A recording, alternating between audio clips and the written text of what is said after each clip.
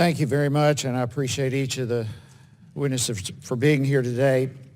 I will say during my time in Congress, I've considered the cause in the pursuit of religious liberty to be among the highest of callings personally, and I've authored and joined my colleagues in numerous letters fighting for the right of conscience and supporting those who are persecuted, religious minorities all around the world. Our first president, George Washington, so eloquently during the Revolutionary War made this statement.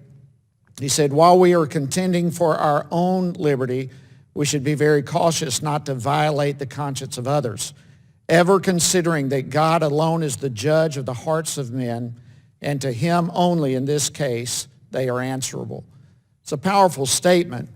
I will say both as a Christian and as a pastor for almost 3 decades before coming to Congress, I'm continually grieved by news of Christian brothers and sisters all over the world who are in harm's way simply for confessing through their lives or their lips the truths to which they hold and direct their lives.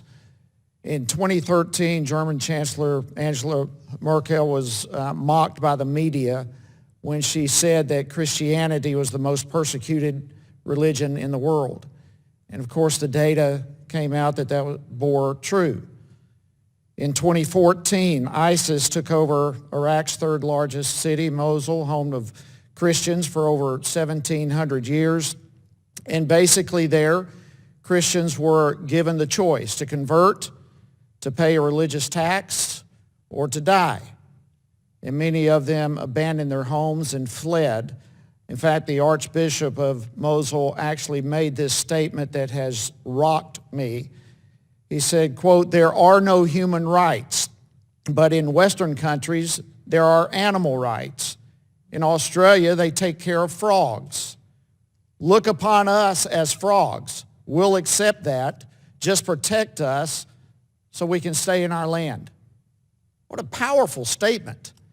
In 2016, the Center for Studies on New Religions released a study reporting that over 90,000 Christians were murdered in 2016 alone, 30% at the hands of terrorists. And I'll say that today, not a whole lot has changed. For example, in Uganda, a family of 4 was set on fire and burned to death in their home for conversion to Christianity. In Egypt, 2 men were beaten to death for their Coptic Christian faith. In Nigeria, in separate incidents, over a dozen Christians were kidnapped and shot to death for their beliefs. In Cameroon, a man was killed for working as a Bible translator. Apostasy and blasphemy laws led to the imprisonment of 9 Christians in Iran, and similar laws in Indonesia led to Christian women being diagnosed as schizophrenic, and they were imprisoned for blasphemy. In Algeria, authorities closed and sealed 2 of the largest Protestant churches in that country, beating and dragging the congregants out of the church in the process.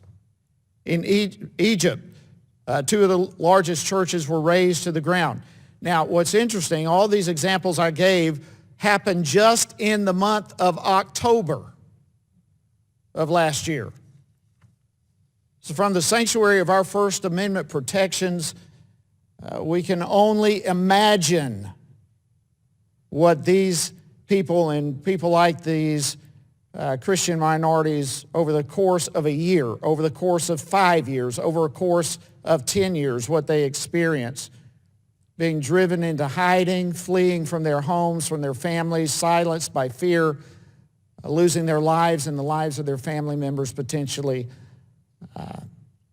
And we have a great history here in this country, from JFK to Reagan, who've made it clear that America is a city on a shining hill. And I would just say the objective of statecraft cannot solely be on economic or military relationships. It can't be simply based on importing goods back and forth.